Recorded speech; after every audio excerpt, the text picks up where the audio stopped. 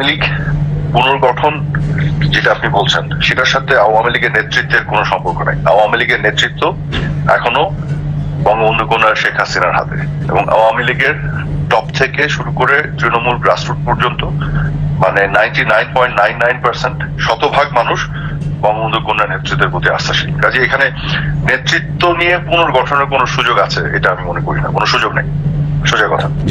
কিন্তু দলীয় ভাবে দলকে পুনর্গঠন, সংগঠিত করা, সুসংগঠিত করা সেটা তো অন্য জিনিস। আর আওয়ামী লীগকে নিষিদ্ধের ব্যাপারে বাংলাদেশে এমন কোন শক্তি নাই যে আওয়ামী লীগকে নিষিদ্ধ করতে পারে।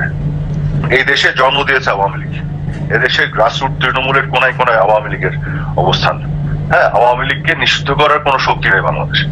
বাংলাদেশে রাজাকার, পাকিস্তানি এবং পাকিস্তানি পেতার দ্বারা নিষিদ্ধ হবে, আওয়ামী লীগ হবে না। যার যে দেশ জন্ম দেয় তাকে নিষিদ্ধ করা যায় না। নির্বাচনে আমরা অংশগ্রহণ ওই যে ইউনূসের অধীনে তো করবো না, কারণ ইউনূস এবং তার যে গ্যাং এরা তো আওয়ামী লীগের সাথে যে আচরণ করছে, তাহলে তো এটা তো নির্বাচন ভাবে হবে না। এখন আমার কথা হলো, এরা বলে আসলো গত 15.5 বছর ধরে যে আমরা নাকি ভালো নির্বাচন করি না, আমরা নাকি লেভেল প্লেইং গ্রাউন্ড দিই না, আমরা নাকি প্রশাসনকে দলীয়করণ করি, এগুলো বলে আসলো আমাদের এগেইনস্টে। খুব ভালো কথা। তো এখন তাহলে তারা প্রশাসনকে দলীয়করণ করছে কেন? এক চিঠিতে এতগুলি তাদের লোকজন নিচ্ছে, এবং তারা এখন কেন একটা লেভেল প্লেইং গ্রাউন্ড ক্রিয়েট করতে পারছে না? এখন কেন ফ্রি অ্যান্ড ফেয়ার নির্বাচন কি সম্ভব ইউনূসের অধীনে? প্রত্যেকটা কি পজিশনে বসে রেখেছে বিএনপি জামাতি লোকজন। তারা 32 নম্বর ভাঙলো, আওয়ামী লীগের বিভিন্ন নেতাদের ঘর বাড়ি ভাঙলো, ভাঙার পরে যখন প্রতিরোধ গড়ে উঠলো তখন তারা আবার ডেভিল হান্ট করলো।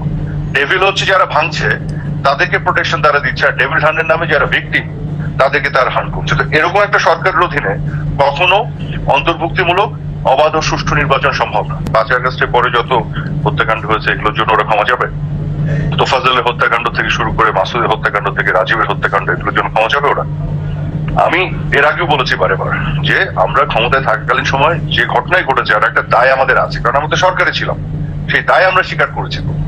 এবং সেই দায় স্বীকার করে আমরা কি করেছি, এটাকে বিচারের প্রক্রিয়ায় আনার চেষ্টা করেছি। আমরা কমিশন গঠন করেছি, তখন জাতিসংঘকেও ডেকেছিলাম। জুলাই আগস্টের যে হত্যাকাণ্ড, মানে 5 আগস্ট পর্যন্ত যে হত্যাকাণ্ড, সেটারও তো বিচার এরা করছে না।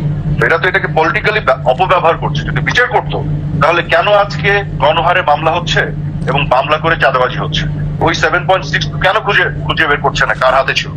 আসল হত্যাকারীকে কেন খুঁজছে না? কারণ এরা তো বিচার করছে না। এরা তো হচ্ছে এটাকে ব্যবহার করে আওয়ামী লীগকে দমন পীড়ন করা। কি রাজাকারদের, ডিফেন্ডারদেরকে আইসিটিতে বসিয়ে দিয়েছে প্রধান আপনার কি বল প্রসিকিউটর। এদের অবজেক্টিভ হলো আওয়ামী লীগকে শেষ করার চেষ্টা, যেটা সম্ভব না। এটা অবজেক্টিভ, বিচার এদের অবজেক্টিভ। এরা বিচার করছে না, বিচার আওয়ামী লীগই করছে।